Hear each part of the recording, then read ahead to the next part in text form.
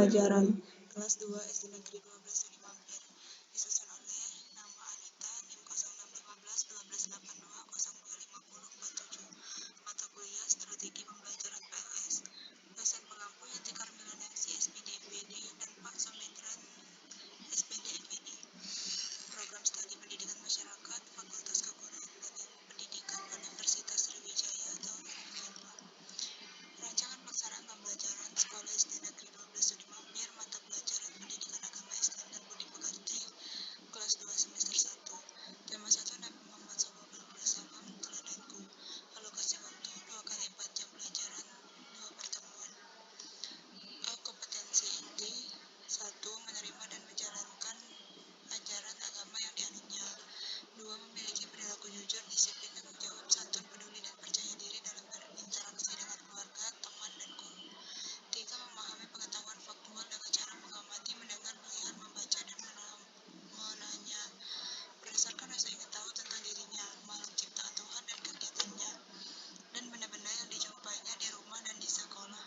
4. Menyajikan pengetahuan faktual dalam bahasa yang jelas dan logis, dalam karya yang estetis, dalam gerakan yang mencerminkan anak sehat, dalam tindakan yang mencerminkan perilaku anak beriman dan berakhlak mulia. B. Kompetensi dasar dan indikator. Kompetensi dasar: memiliki sikap jujur.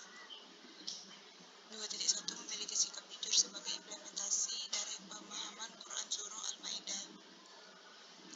Mengetahui kisah keteladanan Nabi Muhammad SAW, dan seterusnya. Indikator pencapaian kompetensi. 2.1.1 Berperilaku jujur dalam kehidupan sehari-hari.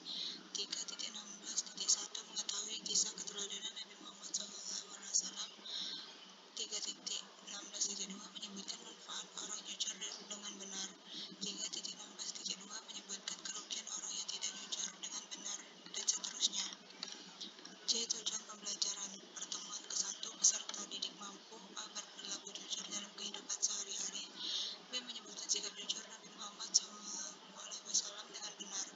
C. Menunjukkan sikap jujur dengan benar. Pertemuan kedua Peserta didik mampu: A. Menyebutkan manfaat orang jujur dengan benar. B. Menyebutkan kerugian orang yang tidak jujur dengan benar. Melalui tanya jawab, latihan, dan diskusi, peserta didik mampu: 1. Menyebutkan arti al-kholik dengan tepat. 2. Mengungkapkan 2 bukti Allah bersifat kholik dengan benar. 3. Menjelaskan 1 perbedaan antara kholik dengan al-makhluk dengan tepat. 4. Mendemonstrasikan pelafalan kholik dengan fasih. D. Materi pembelajaran. Pertemuan ke-1 Nabi Muhammad SAW teladan bagi seluruh umat manusia. Nabi Muhammad SAW bersikap jujur dalam setiap perkataan dan perbuatannya, dan seterusnya. Pertemuan kedua Keuntungan bersikap jujur. Orang jujur sayang Allah, disenangi orang tua dan guru, dan punya banyak teman. Jujur akan membawa kebaikan. Metode pembelajaran. 1. Ceramah interaktif: menceritakan dan menjelaskan kisah melalui gambar atau tayangan visual atau film yang bersifat konseptual kekinian.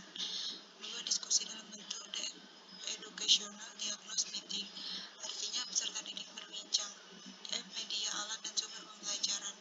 1. Media ilustrasi, gambar atau tayangan visual film yang relevan. Alat: kertas karton, CD, proyektor, laptop, televisi, VCD player, layar. 3. Sumber pembelajaran. A. Pendidikan agama Islam dan budi pekerti untuk sekolah dasar atau madrasah ibtidaiyah kelas 2 halaman 1-5. B. Langkah-langkah kegiatan pembelajaran. Kegiatan pertemuan ke-1. Pembelajaran dimulai dengan guru mengucapkan salam dan berdoa bersama. 2. Memeriksa kehadiran, kerapian pakaian, posisi, dan tempat duduk yang disesuaikan dengan kegiatan pembelajaran. 3. Menyapa peserta didik dengan memperkenalkan diri kepada peserta didik. 4. Menyampaikan tujuan pembelajaran. Pertemuan kedua Pembelajaran dimulai dengan guru mengucapkan salam dan berdoa bersama. 2. Memeriksa kehadiran, kerapian pakaian, posisi, dan tempat duduk disesuaikan dengan kegiatan pembelajaran. 3. Menyapa peserta didik dengan ramah. 4. Menyampaikan tujuan pembelajaran dengan waktu 100 menit. Kegiatan inti pertemuan ke-1. Peserta didik mengamati gambar ilustrasi berisi tentang sikap jujur di lingkungan sekolah secara teknis, proses observasi. 2. Pendidik diberi kesempatan untuk menanya tentang hal yang telah diamatinya. 3. Pertanyaan peserta didik yang diharapkan tidak saja apa atau siapa, tetapi mengapa dan bagaimana, dan seterusnya.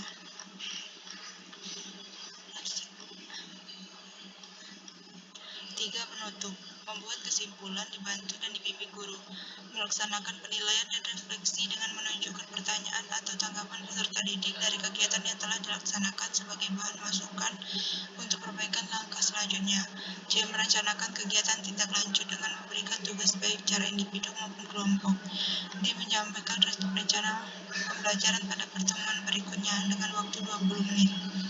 H. Penilaian. Pertemuan ke-1, guru melakukan penilaian terhadap peserta didik dalam kegiatan individu menjawab pertanyaan pada rubrik ayo berlatih. Penskoran benar dan lengkap 4, menjawab benar kurang lengkap 3, menjawab benar kurang tepat 2, menjawab tapi salah 1. Penilaian sikap, tidak mudah melakukan penilaian terhadap peserta didik untuk memastikan apakah perilaku peserta didik mengamalkan nilai-nilai kejujuran. Dalam memberikan nilai dapat menggunakan kriteria sebagai berikut: SB sangat baik, B baik, C cukup, K kurang. Pertemuan kedua, guru dapat mengembangkan penilaian untuk semua aktivitas siswa dan penskorannya disesuaikan. I. Pengayaan pertemuan ke-1. Dalam kegiatan pembelajaran, bagi peserta didik yang sudah menguasai materi diminta mengerjakan materi pengayaan yang sudah disiapkan berupa gambar yang menceritakan perilaku jujur. Pertemuan kedua, ada beberapa bahan pembelajaran dan kegiatan yang dapat diberikan kepada peserta didik, terutama bila sudah menguasai materi. J. Remedial pertemuan ke-1, bagi peserta didik yang belum menguasai materi, mencapai KKM. Guru menjelaskan kembali materi kisah sikap jujur Nabi Muhammad SAW. Selanjutnya, melakukan penilaian kembali dalam kegiatan mengamati gambar yang sejenis. Pelaksanaan remedial dilakukan pada hari dan waktu tertentu yang disesuaikan, misalnya 30 menit setelah jam pulang.